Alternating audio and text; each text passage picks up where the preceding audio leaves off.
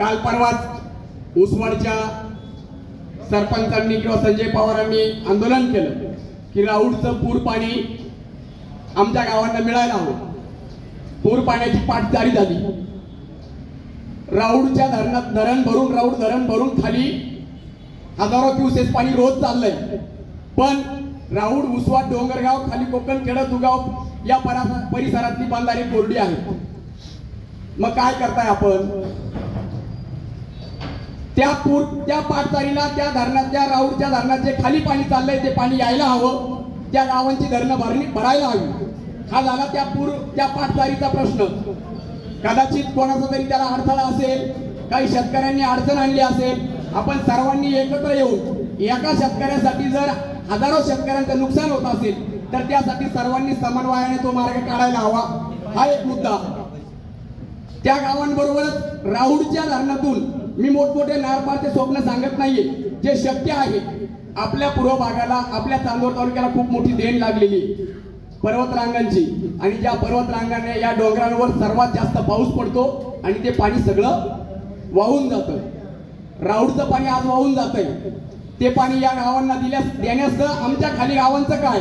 दरेगाव, मेसरखेडे, खुर्द, बुद्रुक, शिंगवा, डोणगाव, दहेगाव, कांडगाव, कुंदलगाव, वाघवाराडी जर सरळ पाणी ते नेलं आणि दुगावच्या बारीक त्याच बारीक राऊडचं पूर पाणी जर उतरवलं तर दरेगावच्या धरणापासून एक धरण भरत थेट कुंदलगाव पर्यंत धरणं सगळी भरत जातील. याच्यावर काही काम झालेलं नाही. ते व्हायला हवं. त्याचा देखील आपल्या निवेदनात आपण कृपया उल्लेख करायला हवा. आणि त्यासाठी पूर्व भागाची तर खरोखर ती कळकळीची आणि कळीचा मुद्दा आहे पूर्व भागासाठी तो. तर ते व्हायला हवं. राऊडचं तुम्ही नारपार येईल तेव्हा येईल, पण हे सोपं आहे. रोज डोळ्यात देखत आमच्या तालुक्यातलं पाणी आपल्या तालुक्यात पडणाऱ्या पावसाचं पाणी सगळं खाली वाहून जात आहे आणि इकडे धरणांना पाणी नाही, विहिरी कोरड्या आहे. आजही चांदोर तालुक्यातल्या अनेक गावांमध्ये विहिरींना पाणी नाही आणि चांदोर तालुक्यातून पाणी झालं. राऊडचा प्रश्न, राऊडचा विषय. केंद्राई धरण भरून त्याचं पाणी खाली जातंय निफाडला. त्याच्यावरती कुठेतरी काळडो व्हायला हवा. त्या काळडोचं काय झालं ते माहिती नाही. जांबुटके धरण तेही भरलेलं आहे, त्याचंही पाणी खाली जातंय. त्याच्यावरती कुठेतरी माकडो व्हायला हवा. त्याचं काय झालं माहिती नाही. हातियारचा प्रश्न कळीचा आहे.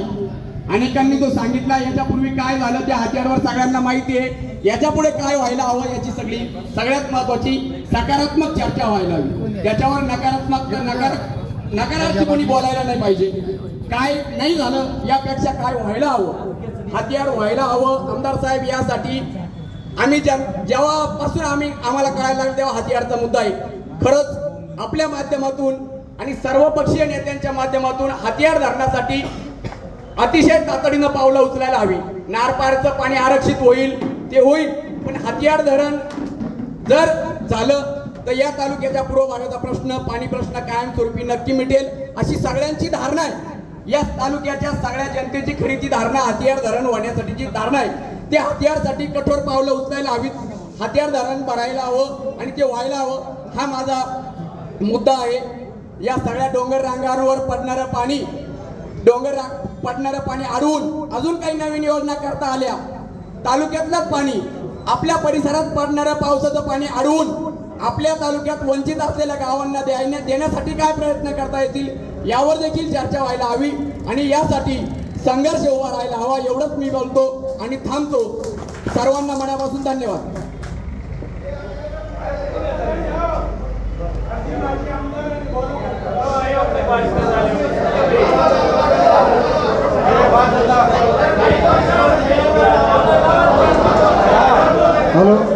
हॅलो, हातियार धरण होणार नाही.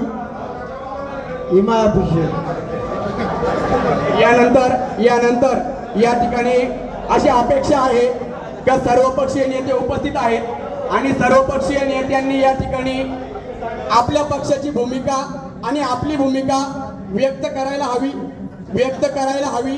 सर्व तालुक्याला ती आपली भूमिका कळायला हवी असं मला वाटतं. म्हणून मी या ठिकाणी काही प्रमुख नेते उपस्थित आहे. त्यापैकी सर्वपक्षीय बाळासाहेब माळी या क्रमाने बोलावं आणि आपली भूमिका मांडाव्यास सांगतो.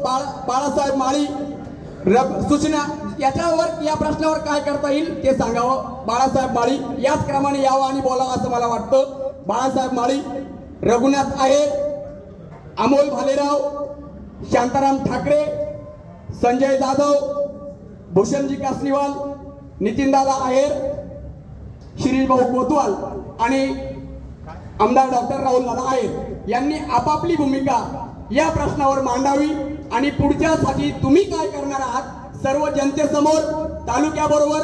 निवडणूक म्हणून नाही, हा प्रश्न निवडणूक म्हणून कोणी डोळ्यासमोर ठेवू नये. हा प्रश्न खरोखर कळीचा आहे, यावर बोलावं अशी विनंती.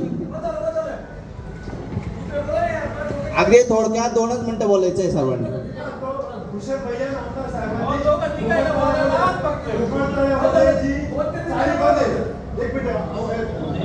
कोकणतळ्यामध्ये जे पाणी येत आहे ते बंद झाले आहे. ते तिथल्या शेतकऱ्यांना त्रास होतो उपलब्ध म्हणून तर आश्वासन दिलं होतं पाईप टाकून ती चाळी चालू करणे, त्याच्यावरही बोलावं.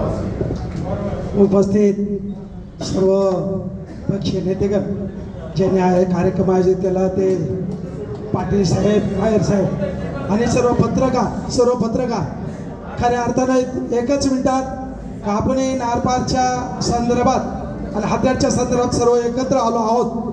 खऱ्या अर्थानं चांदोर तालुका दुष्काळाच्या खाली फार वर्षापासून आहे. त्या कामासाठी आपण सर्वांनी सर्व पक्षीय मिळून एक संघर्ष समिती उभी करू आणि नारपारचं जे पाणी ते आरक्षित करण्यासाठी आणि हत्यारचं पाणी मिळवण्यासाठी सगळ्यांनी एकत्रित येऊन एक संघर्ष समिती उभी करून शासनाच्या मागे लागून तो आपण प्रश्न मार्गी लावायचा आहे. नाही झालं तर त्याची पुढची दिशा आपल्याला आंदोलनाच्या माध्यमातून ठरवायची आहे. एवढंच बोलतो, थांबतो. जय हिंद, जय महाराष्ट्र.